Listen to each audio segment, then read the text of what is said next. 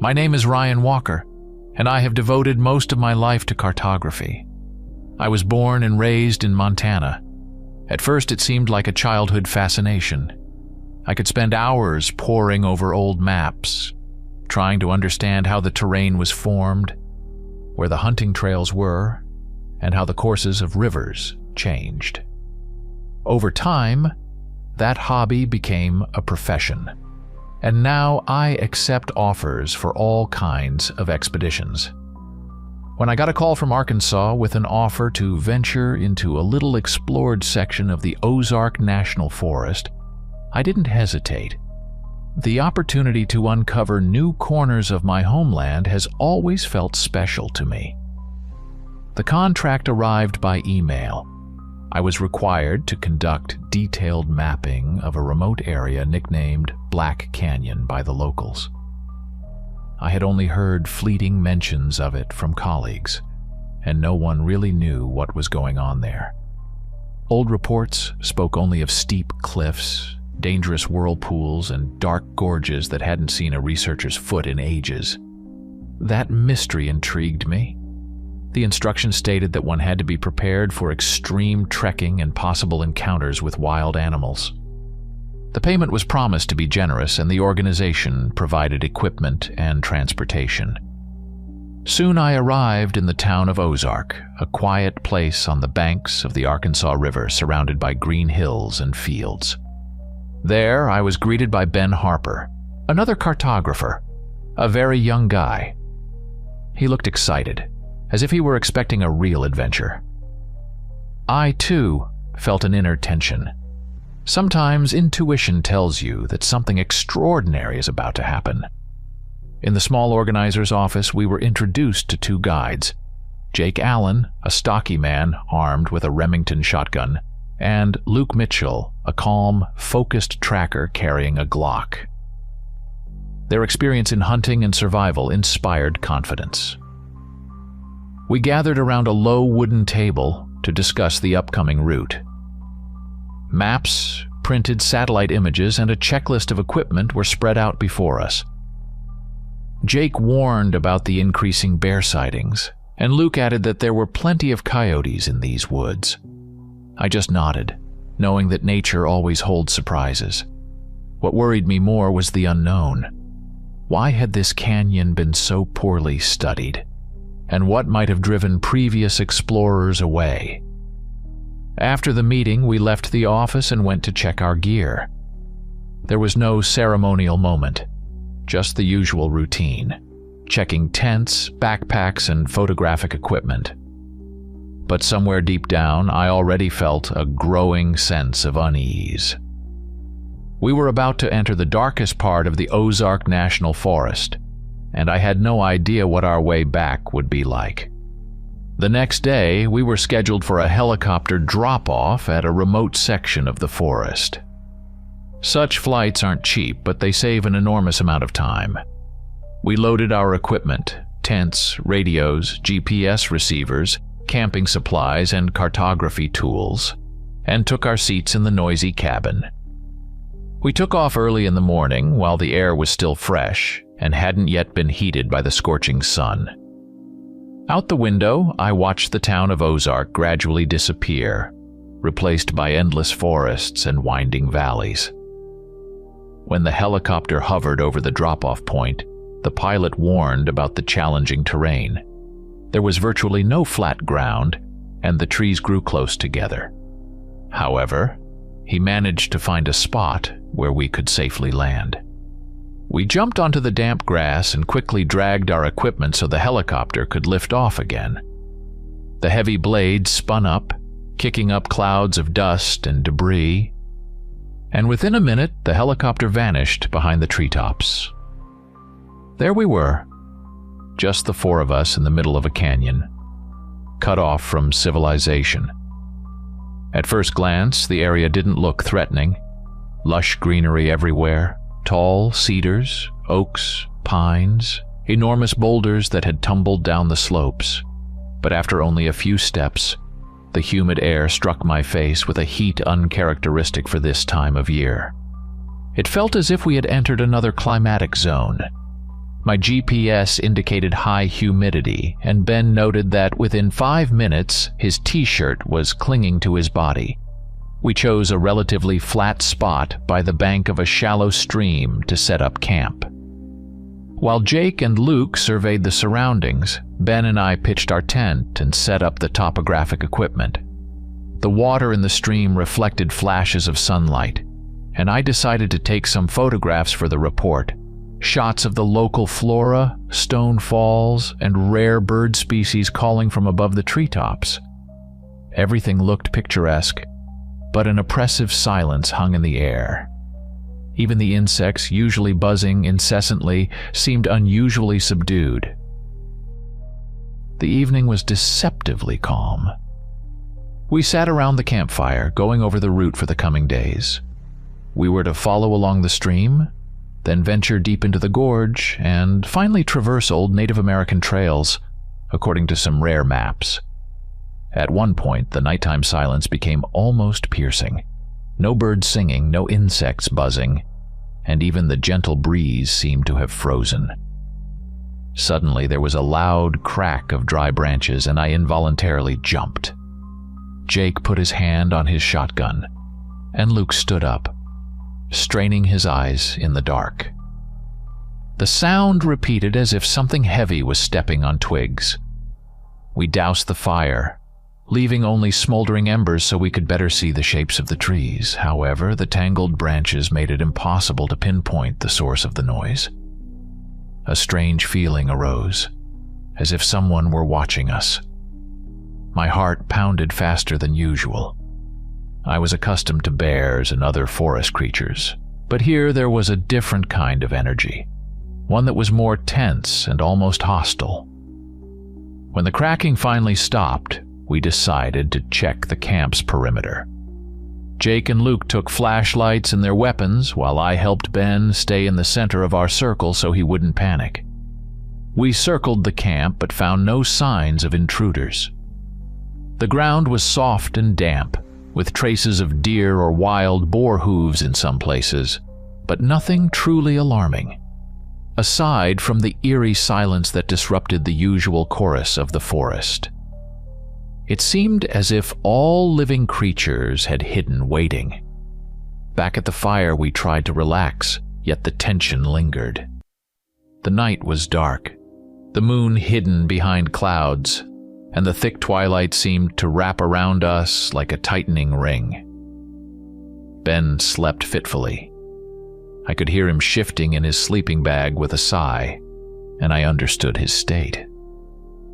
I couldn't sleep either, plagued by constant, barely perceptible rustlings. Perhaps it was just animals, but my mind stubbornly painted pictures of some unseen creature watching us intently. That night I never managed to fall into a deep sleep.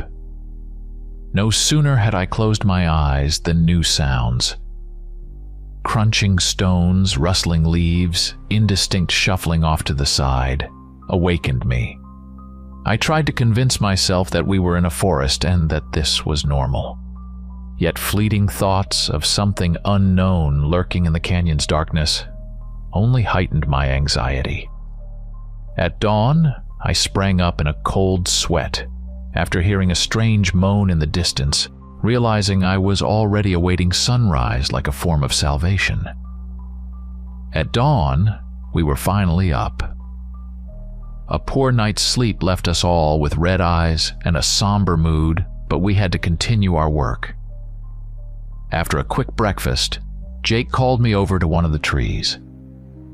He pointed to a trunk where a mysterious symbol was clearly carved, a fusion of a wolf's head and a human hand. I studied it for a long time, trying to identify any familiar elements, but nothing came to mind. Luke suggested it might be a childish prank by tourists leaving their signature.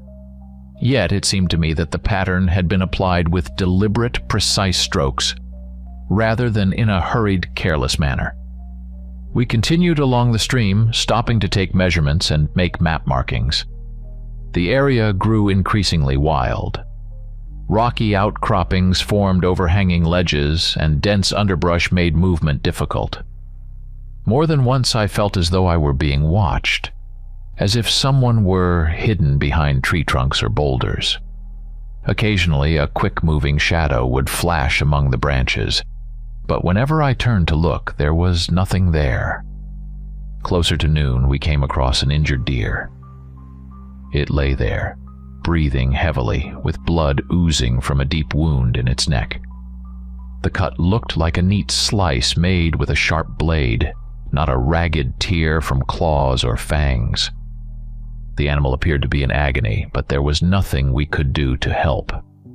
Jake cautiously approached, checked its pulse, and soon it fell silent. We exchanged a look of understanding. Predators roam these woods, but to leave such precise marks was unsettling. We decided to continue our journey, yet the incident lingered in our minds. Shortly after, while Ben was taking photos of the landscape, he stumbled upon the corpse of another deer, clearly killed in the same way, a deep, even cut. The carcass was already beginning to decay, indicating that the animal hadn't been killed that day. There were no signs of human presence, but an uneasy feeling told us that this wasn't a coincidence. We tried to find a logical explanation, perhaps poachers using modern traps, but the entire situation felt too strange, as if someone were deliberately demonstrating their power and cruelty. As the day drew to a close, we set up a second camp on a small ledge above the river. The atmosphere was oppressive. Hardly anyone spoke, and everyone kept glancing over their shoulders. My mind kept insisting that we were under some unseen aim. Safety became our primary concern, and mapping merely an excuse to remain here for yet another clearly unsettling night. At dawn, we discovered that the deer carcass we'd left the previous day had vanished without a trace. The four of us inspected the site where the animal had lain, but aside from signs of dragging and a few clots of congealed blood, nothing was found. Not even strands of fur remained. It was as if someone had carefully removed every trace. Jake examined the ground and his face grew troubled. The grass was pressed down as though something or someone had dragged a heavy load toward a dense grove. We began to descend along the river, trying to stay close to the water. I measured distances and took geodetic notes because our electronic equipment had started to malfunction, perhaps due to humidity or interference in the canyon. Ben attempted to check the map on his tablet, but the GPS signal kept dropping out. It felt like we were venturing deeper into territory that nature was meticulously hiding from outsiders. At one point, I looked up to study the bank, and at the edge of my vision, noticed a silhouette that resembled a human. It stood among the trees, tall and motionless. I blinked, and the figure vanished as if it had melted into the trunks. I mentioned to the others that I'd seen something strange, and all I received were tense nods. No one wanted to discuss it in detail, yet everyone felt the presence. During the day, in a relatively quiet section of the river, we decided to cross by inflatable boats to shorten our path. We had 2 inflatable boats, but right in the middle of the current, something suddenly happened, either an underwater rock or a sudden jolt from below, and both boats capsized. Ben and I found ourselves in the cold water, while Jake and Luke struggled to hold on to their weapons. In the ensuing chaos, some of our gear got wet, and our electronic equipment ultimately failed. In the scramble to save our belongings, we only managed to recover part of our apparatus, tablets, GPS, even the camera ended up inoperative. When we finally reached the shore, soaking wet and exhausted, it became clear that we would have to continue mapping by hand, relying on paper maps, a compass, and our own experience. Yet every little mishap only heightened the impression that someone was deliberately pushing us deeper into the canyon. It was as if an evil presence was toying with us, stealing our gear and instilling fear. I couldn't shake the feeling that the shadow I saw deep in the forest wasn't merely a trick of my imagination. As evening approached, we reached a higher bank where we decided to stop. While trying to warm up and dry our belongings, we built a fire. The silence was oppressive, and everyone was lost in thought about what was really happening in these woods. I stared at the dark wall of trees and felt as if, deep within, someone was still watching us. Night fell quickly, and as we settled around the campfire, I sensed that the air had grown even heavier and more viscous. The dim light from our flashlights trembled on the branches, casting ghostly shadows all around. We debated how to proceed without our electronic equipment. The old maps were extremely rough, and the trails in the canyon often didn't match their markings. In the darkness, an eerie silence reigned, broken only occasionally by the sound of the river and the rustling of leaves. Suddenly, amid the whistling wind, a strange sound emerged, a sound resembling a wolf's howl, but with something unnatural about it, as if someone were imitating the animal. I shuddered, realizing that this howl sounded disturbingly close to a distorted human voice mimicking a wolf. Jake silently got up, removed the safety from his shotgun, and signaled to Luke to be alert. Ben sat beside me, clenching his hands until his knuckles turned white. We shone our flashlights on the nearby trees, and in the far corner of the grove, something moved. In the dim light, a dark silhouette stood tall above the bushes. It didn't move. It simply stood there as if studying us. I felt fear rising up my spine. My mind searched for a rational explanation. A bear, a wanderer, a large coyote on its hind legs. But the figure was too elongated, too human-like, and its head, with an extended snout, resembled a hybrid of a wolf and a man. Jake shouted for the stranger to step into the light or back off, but there was no response. Instead, the creature took a step forward, and in our flashlight's beam, I caught a faint glimmer of what looked like a blade or a sharp object in its hand. It seemed to emit a moaning sound, almost like a hiss. Jake fired his shotgun in the direction of the silhouette, and the shot echoed through the canyon. There was a brief pause, and then we heard the sharp clang of metal on metal, as if a bullet had struck something hard. The dark figure let out a wild howl, mixing a wolf's cry with a hoarse human growl. For several seconds, it wavered in the beam of our flashlight, then dashed off into the darkness, disappearing among the trees with a ghastly roar and screech that echoed in the night forest for a long time. We stood there, stunned and confused.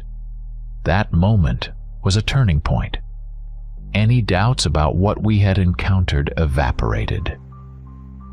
The eerie suspicion turned into undeniable reality. Something roamed these woods against which ordinary weapons seemed powerless, and logic and common sense gave way to primal terror. Morning brought grim news. We awoke battered after our nighttime encounter and discovered that our boats had been damaged. One of them was nearly deflated. The sides bore deep, jagged cuts, as if someone had deliberately punctured the sturdy fabric with a sharp knife or claws. The other boat was also damaged, though less severely. Long scratches and punctures on its hull allowed air to slowly seep out. We exchanged bewildered glances. Without a functioning boat, navigating the river became extremely difficult, and making the trip on foot through the canyon could take additional days. Days we didn't have, given our dwindling supplies. The decision was made quickly. We retrieved a repair kit and got to work. Ben and Luke carefully applied patches to the damaged areas, sealing them with waterproof glue and reinforcing them with layers of specialized, reinforced material. It took almost the entire morning, but eventually we managed to restore at least one boat to a relatively reliable condition. Jake kept his weapon at the ready while we worked, constantly scanning the camp's perimeter. I noticed that even during the day there was a strange sense of unease here. Birds rarely ventured deep into the canyon, and a light breeze slid between the rocks as if trying to avoid the area. It was striking how quickly the temperature would climb by noon, despite the unusual humidity. It felt as if nature itself was putting us to the test. A little later, as we resumed our journey, we discovered strange footprints on the bank, neither entirely human nor animal. The toes were longer than a human's, and the heel was more massive. Above them were marks resembling claws. I began to feel uneasy. If this was indeed the creature we saw at night, its size far exceeded my initial assumptions. We decided to leave the area as quickly as possible, understanding that our presence in the canyon was clearly unwelcome. Yet the feeling that someone was watching us never left, not for a minute. When we set off in the only functioning boat, navigating the river became a nightmare. The water reflected our shadows as they slid along the rocky ledges, and every splash felt like a prelude to an attack. But we pressed on, driven by a single desire: to escape this corner of the forest, where something that seemed more like a legend than a real creature or person had taken up residence. Night fell, and we struggled to paddle against a barely noticeable current as we approached the end of the gorge. We were about to stop and camp when, in the silence, a sharp snap of branches broke out. In the light of our headlamps, rapidly moving shadows flashed by. With his shotgun at the ready, Jake leaped onto the shore, followed by Luke and Ben, and I trailed after them, leaving the boat in shallow water. Illuminating the overgrown riverbank with our lights, we noticed movement, and suddenly, a creature stepped out into an open area. When I saw it in full stature, I held my breath for a moment. This figure stood over 6 feet tall with long, clawed limbs covered in sparse fur. Its head resembled that of a wolf, but with a distorted, almost human quality. Elongated ears, predatory fangs, and eyes that, reflecting our flashlight's beams, glimmered with an otherworldly shine. Long hind legs allowed the creature to stand upright. It breathed heavily, emitting a low growl as it bared its teeth at us. We couldn't take our eyes off this terrifying being, which seemed to have stepped straight out of Native American legends of dogmen or wolfmen. When Luke attempted to step forward, the creature suddenly reared up and snarled, signaling that it was ready to attack. Jake raised his shotgun and fired a warning shot into the air. For a moment the creature recoiled, but it did not flee. Instead, it fixed its gaze on us, a gaze that mingled malice with curiosity, devoid of fear. A howl, mixed with a guttural growl, filled the night air. I felt a tightening inside, realizing that before us was something far beyond the normal laws of nature. Then more shots rang out. Bullets struck the bark of nearby trees, and the creature finally darted aside. In our flashlight's beam, its silhouette melted into the undergrowth, leaving us with trembling hands and pounding hearts. We stood there for several minutes, unable to recover. Everything we had known about reality was being turned upside down. The very existence of such a creature seemed to defy scientific understanding and human experience. When we realized that it had retreated, we decided to continue, though fatigue and fear weighed heavily on us. But we had no choice, either remain trapped in the canyon or move forward, hoping that dawn would bring a measure of calm and a chance at rescue.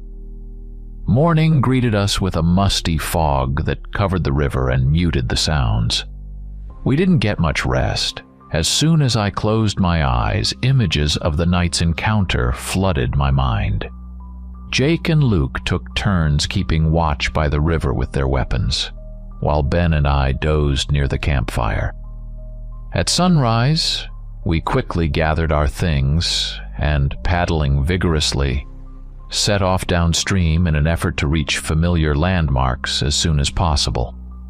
We had to paddle carefully. The river narrowed in places and its banks rose steeply, forming small whirlpools. Occasionally we saw fresh scratches on the rocks, much like the marks left by claws. It was clear that the creature had not abandoned its pursuit. Every so often through the fog, I caught sight of moving shadows that barely managed to hide behind the rocks. Loud breathing echoed from behind trees, and sometimes that eerie wolf howl resounded over the water, sending shivers down my spine. We paddled almost without stopping.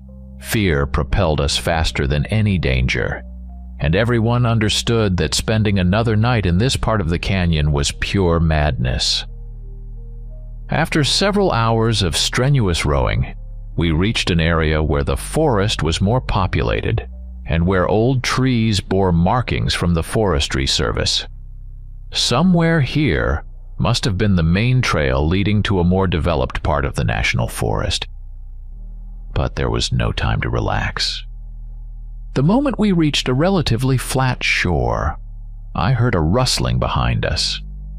Turning around, I saw a leaping shadow on the edge of a slope in the distance. Once again, that same silhouette, this time with clear determination to catch up to us. It leaped over stones, outpacing us around bends in the river, and appeared intermittently in our peripheral vision. It was as if the creature was playing a game of hunter and prey, cutting off our path and luring us deeper into the thicket. Finally, at some point on a forest mound, we encountered a familiar sign from a ranger, and we realized we had reached the boundary of known territory. It happened suddenly. We emerged from another bend in the river, and the creature had vanished without a trace. No howling, no growling, no scratches on the rocks, as if it couldn't or wouldn't cross an invisible line. Suddenly silence fell, and we felt such a profound relief that Ben's hands began to tremble. Exhausted but grateful, we continued our journey, understanding that perhaps the worst was behind us. The return journey took the remainder of the daylight and part of the evening. We eventually reached familiar trails, where we encountered local game wardens. Their astonished faces couldn't hide how ridiculous we looked, dirty, disheveled, and with vacant stares. Jake hurriedly explained in brief that in Black Canyon there was something resembling a large, beast-like creature. Perhaps the local legend of wolfmen, whispered among old hunters, turned out to be true. They helped us reach a small ranger station, where we received first aid and a warm meal. When we explained everything in detail, they listened skeptically, though they promised to investigate the areas we mentioned. Their skepticism was evident. Our story sounded too incredible. Yet some rangers admitted that inexplicable events had occurred deep within the national forest. Missing hunters, strangely mutilated deer carcasses. But aside from rumors, no one had any solid evidence. Upon returning to the town of Ozark, we received an even cooler reception. Most people dismissed it, saying we were just tired, nervous, and imagining things on a night hunt. But inside, I knew that everything we had experienced was real, uncannily real. Ben remained withdrawn, trying to distract himself with the thought that at least we'd gathered some cartographic data. Yet he, like me, understood that no one would likely ever acknowledge the true story of the canyon. Luke and Jake submitted their reports to the local office, but they merely shrugged. The only thing everyone seemed to care about was the lack of solid evidence. The cameras were damaged or lost, and none of the photographs or videos were preserved. I already knew that the next expedition would require protective gear, more serious equipment, and a team ready for anything. That evening we sat in the local bar, watching twilight deepen outside the window. I tried to make sense of what had happened. The tales of dog men and ancient Native American legends no longer seemed like mere childhood ghost stories. Indifferent townspeople passed by, unable to grasp what we had been through, but deep inside I knew clearly. Something ancient and dangerous lurked in the woods of the Ozark National Forest, something that one is better off not encountering without a very good reason. Before leaving Arkansas, I met with Luke and Jake one more time at a small roadside diner. They had brought a drawing they had copied from that strange symbol on the tree. On the paper, the outline of a wolf's face merging with a human hand was clearly visible. At first glance, it looked unremarkable, but for us, it was the key to a mystery we had only begun to unravel. On the way to the hotel, I couldn't help but search the internet for any mention of similar signs, of the legends of the native tribes who once lived in the Ozark Mountains. I came across articles about shamanic rituals, folkloric sketches of man-wolves, protectors of the forests, and evil spirits all at once. More often than not, these stories were ridiculed as mere myths, yet I understood that every legend contains a grain of truth. What we had seen seemed to be a real embodiment of ancient fears. According to some sources, the symbol was associated with a werewolf, or wolf sentinel, an entity that protected certain parts of the forest and attacked those who ventured too far in. Perhaps the Native Americans believed that such a spirit guarded sacred places where people were not meant to tread. I recalled the vanished deer carcass, the neat cuts, the eerie night sounds, and wondered if it was all merely a warning. As I departed, I felt an inexplicable mix of relief and strange melancholy. Black Canyon had left its mark on my soul. Back in Montana, I couldn't shake the memories of that ghostly silhouette, the roaring in the night, and the nightmarish gaze of the dogman. And yet, knowing that I had experienced that encounter filled me with determination. I decided that on my next expedition, if fate should bring me back to these woods, I would be ready for anything. Even if it meant studying Native American beliefs and carrying the most modern weapons, the dogman would not catch me off guard again. Still, a part of me understood that some forces of nature are better left undisturbed, and Black Canyon, deep in the Ozark forests, is one of those corners where legends prove to be more real than we'd like to admit. Story 2. At that time I lived in a small town in northern Maine. My father, Michael, worked nights at the local factory, while my mother, Jessica, taught at the elementary school.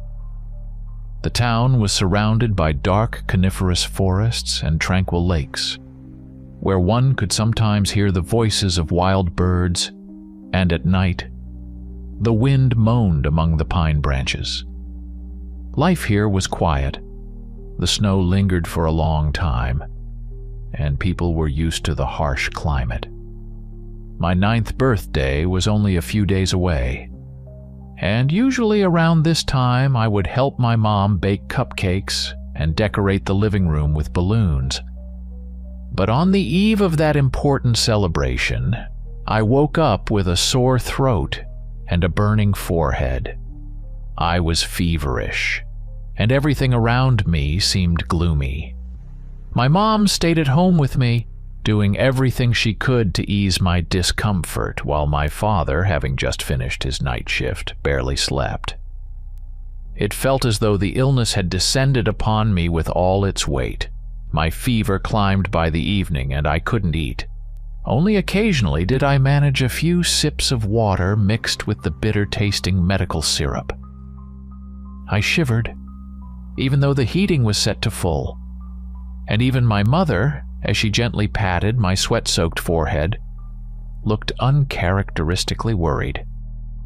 For the first day, a hazy state wouldn't let go, and my mind drifted, sometimes catching the image of the lamp in the hallway, other times returning to the pounding headache and red spots on my skin.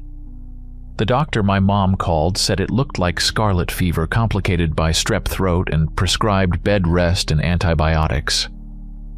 The medication didn't bring immediate relief, and I often dozed off during the day only to wake at night with a parched mouth and aching joints. At some point, closer to midnight, I felt my father carefully sit down beside me. He tried to help me change the sweat-soaked bedding. I noticed that his eyes were red from lack of sleep and deep shadows had settled under them. He kept doing little things for me, checking my temperature, bringing medicine, and a glass of water. My mom, though just as tired, had to be at school by morning, so my father took on most of the care. The sound of the wind outside grew stronger, and it seemed as if the house creaked with its wooden frame, struggling to shield us from the grim cold beyond its walls. In my half-dreaming state, I occasionally heard the rasp of my own breathing and felt a tightness in my throat. Vague images from my nightmares flickered through my mind. Eerie forest shadows, reaching hands, whispers from beneath the floor, and the rusty glow of a lamp outside the window. I just wanted to hide under the covers and think of nothing, but the fever wouldn't let up. Instead of feeling festive, I was overwhelmed by a rising sense of anxiety and fear, even though nothing specific had yet occurred. Morning came, but I felt as though I was waking in the middle of the night. The light seemed too bright, and I blinked weakly. Mom said it would be best if I stayed home, as even getting up without dizziness was too much. When my father finally went to bed after work, I heard my mom quietly tell him that she was afraid to leave me alone, yet he too needed at least a little sleep. Worried about my condition, they decided that if things worsened by evening, they would call the doctor again, or even go to the clinic. I heard every word as if through a thin film, but I couldn't force myself to react. My throat hurt so much that I couldn't speak loudly, and I had no strength to protest. I knew that tomorrow would mark the second day of my illness, but I had no idea what strange events awaited me or how they would shape my outlook on the world. By morning, the fever and sore throat made it almost impossible to breathe easily. Mom asked Dad to take me to Grandma Edith and Grandpa George's since she had an important event at school, and Dad had just returned from work, exhausted and unable to rest. Their house was on the outskirts of town where the highway turned into a narrow road, and beyond its bend began rows of old pines. The house was set quite far from the neighbors, surrounded by a wild plot of land that Grandpa once wanted to turn into a fertile garden, but abandoned that idea after several unproductive seasons. They placed me in the back seat and wrapped me in a warm blanket. While Dad drove, I stared out the window. The morning was gray and damp. Heavy, snow-laden clouds hung in the sky, even though winter was nearing its end, and the trees along the road looked drowsy. Under different circumstances, I would have enjoyed the trip to Grandma's, for she always had delicious pies and fascinating books about the mysterious corners of the state. But now, my inflamed throat and overwhelming weakness kept me down. When we arrived at the house, I noticed how Toby, Grandma's calm terrier, sat by the porch staring straight at us. His eyes looked intelligent and a bit sad, as if he sensed my discomfort. Dad helped me out of the car and knocked on the peeling wooden door. Grandma immediately opened it, holding a knitted shawl close to her chest. She looked concerned upon learning about my condition, but I could also see a warm smile on her face. The house smelled of cinnamon and fresh bread, and the fire in the fireplace crackled. As I stepped inside, a sense of calm enveloped me. The ticking of the old wall clock and the gentle crackling of the fire were soothing. Toby immediately began rubbing against my legs, as if to cheer me up. Grandpa George sat in an armchair wrapped in a blanket, and I noticed him giving me a caring look. After apologizing for not being able to stay long, Dad asked Grandma to keep an eye on me and promised he'd return as soon as he could get a little sleep. I understood how hard it was for him to work nights and care for me, so I just nodded in thanks. Soon I was left alone with Grandma, Grandpa, and Toby. Without wasting any time, Grandma put a pot of broth on the stove and made me some warm milk with honey, hoping it would soothe my throat. Then she led me to her cozy bedroom, where a large bed was piled with soft pillows, and in the corner stood an old wardrobe that creaked as she opened its doors to fetch an extra blanket. The gentle dimness of the room, the soft lamplight, and the scent of lavender in the pillows gradually calmed me. I felt the fever subside a bit, and I managed to stretch out on the bed with a sigh of relief. Grandma told me not to get up unless necessary and urged me to try to sleep. Her caring voice worked better than any medicine, and I felt a strange but pleasant warmth in my chest. Grandpa sat in the living room, as usual reading an old book, and Toby lay at the doorway of the bedroom like a guard keeping watch. I turned onto my side, gazing at the vintage floral wallpaper and an old faded photograph on the wall showing Grandpa and Grandma in their youth. At one point, I closed my eyes and unexpectedly slipped into a deep sleep. My dreams were once again hazy, but this time I sensed a quiet, present force nearby. It felt as if someone was walking silently close to me, but I reassured myself that it was only Grandma coming to check on me. I had no idea that waking up would bring something entirely different. When I awoke, I immediately felt a slight weakness and a nagging pain in my throat. Opening my eyes, I saw that dusk had already settled in the room. The lamp on the nightstand was still on, but the rest of the house was cloaked in semi-darkness. Grandma was nowhere to be seen. Toby, who had been lying by the door, had also vanished. I felt that unpleasant spasm in my throat returning, as if the illness was reminding me it hadn't let go. Slowly sitting up on the bed, I waited for the mild dizziness to pass. Then I tried to get up. A strange silence filled the house. No voices, no footsteps. Even the old clock on the wall was silent, as if someone had stopped its pendulum. I felt uneasy, for Grandma always knew how to fill the space with comforting sounds. Sometimes the radio, sometimes the soft hum of music from the old record player. But now everything seemed to have died away. I walked down the hall past Grandpa's study, but when I peeked inside, I saw only a neatly closed book on the table and an empty armchair. In the living room, the television was on, playing a show without sound. On the coffee table, I noticed a plate with some still warm soup, and beside it, an unopened can of soda. It was as if Grandma had just left and planned to return in a minute. I felt hungry, but an even stronger sense of unease crept over me. Where could everyone have gone? I heard a barely discernible rustling behind a wall, so I decided to check the kitchen. But it too was empty. On the stove sat a cooling pot, presumably the same one Grandma had used for the broth. There were no signs of where she might have gone. Grandpa, too, was nowhere to be seen. Toby, who always accompanied me everywhere, did not respond. Suddenly, I caught a sound, a quiet echo coming from the far end of the hall leading to the basement stairs. It was indistinct, but I thought I heard something like my name or nickname, though I couldn't tell if someone was really calling me or if it was just my fevered mind playing tricks. I approached the stairs, but immediately felt an unpleasant cold draft and a strong pressure in my chest, as if an inner voice was warning me not to go down.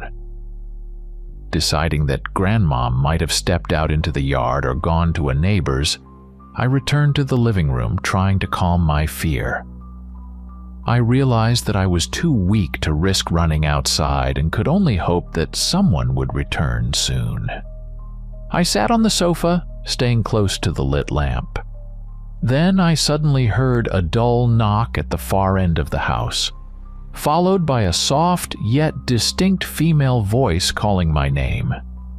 It sounded like Grandma's voice, but it was slightly distorted. Again, I couldn't tell if my fever was playing tricks on me.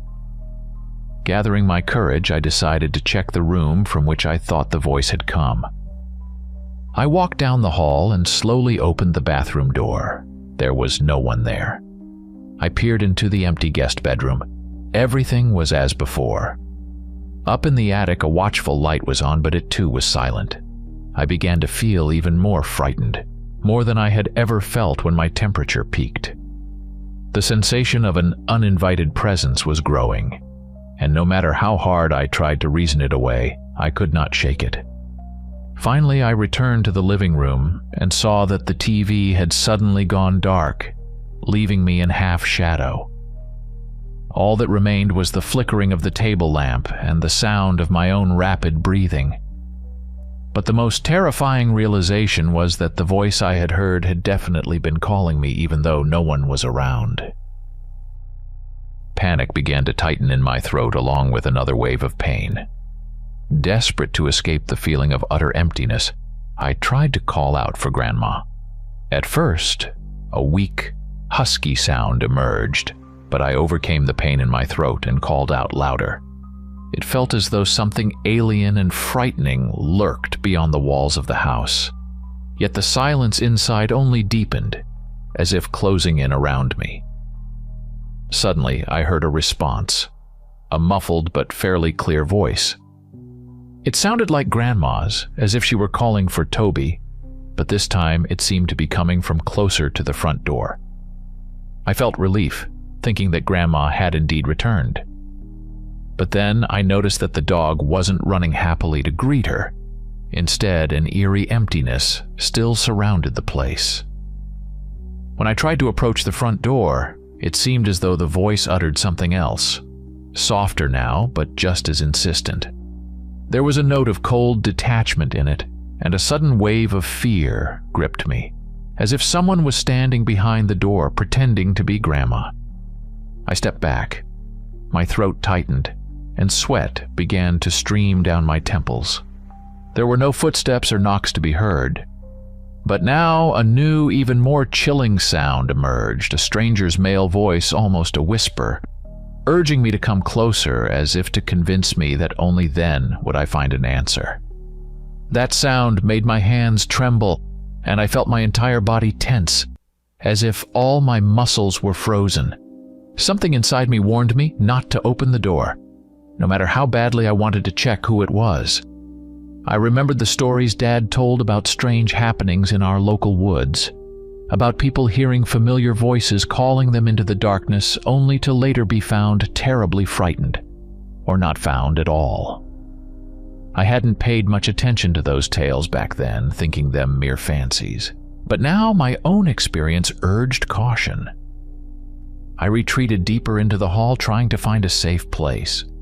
Grandma's bedroom seemed the most obvious refuge. It was warm and cozy, and its locked door might offer some protection. I slipped inside and closed the door behind me.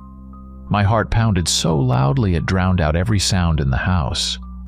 Pressing myself against the doorframe, I listened. At first, all I heard was my own ragged breathing. Then faintly I picked up the sound of footsteps, or perhaps the scraping of claws on the floor. I thought it might be Toby. But could a dog move so cautiously? Not wanting to remain in uncertainty any longer, I reached for the cell phone Dad had left in my backpack. Fortunately, I found it near the bed where Grandma had apparently placed my things when I went to sleep. My legs trembled as I fumbled with the phone to dial Dad's number. After several long rings, I finally heard him answer. I couldn't speak clearly, so in a short, halting voice, I explained that the house was empty. Grandma and Grandpa were missing, and I was hearing suspicious voices. Dad immediately became alert and asked if I was okay. I had to explain briefly, not going into details, because every word sent a pang through my sore throat. With my heart in my throat, I heard him say that he would come immediately. Then the line went dead. I was left in a terrifying silence, feeling my anxiety grow. I knew that Dad wouldn't reach the house in mere seconds, and here I was, locked in alone with a fever that could easily induce hallucinations. Yet the voice I had heard had seemed too real for the fevered imagination of a child. All I could do was hope that Dad would soon knock on the door and explain everything.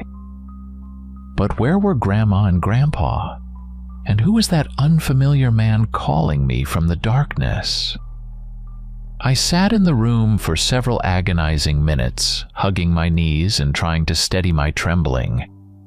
Finally, I heard someone open the front door. It felt like an hour had passed since I'd called Dad, though perhaps it was only 15 minutes. I had no doubt it was him, because I recognized the rhythm of his footsteps and the quiet exclamations calling my name, though he tried not to make much noise. I immediately left the bedroom, hurrying toward the door, barely noticing my head spinning from the sudden movement. Tears of relief welled up in my eyes. Dad was here, and I wasn't alone. He hugged me, though I could tell he was as shaken as I was. I noticed him scanning the empty rooms, checking every corner, window, and door. Soon he asked me to sit on the couch and told me not to get up until he gave the word. I saw him quickly go through the house, turn on the lights in the hall, open the back door, and look out into the yard. It was obvious that neither Grandma nor Grandpa were there. I felt terribly hollow inside. Thoughts whirled in my mind. Perhaps everything I had heard was just the result of my illness and high fever. Finally, Dad returned and suggested that maybe Grandma had gone to a neighbor's. After all, they lived about a quarter mile from us. I wondered why she would leave me alone with a bowl of soup and the TV on if I was so sick. But Dad guessed that she expected to return quickly and didn't want to wake me. Still, that did not explain the strange voices or the disappearance of Grandpa and Toby. To my relief, Dad took the phone and called Grandma, but all that came back were beeps. He then called Mom and learned that she was still at school, with no news from Grandma.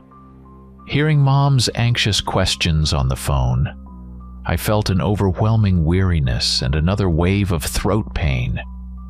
Dad advised me to lie down. He said he would walk to the neighbor's house to check if Grandma was there.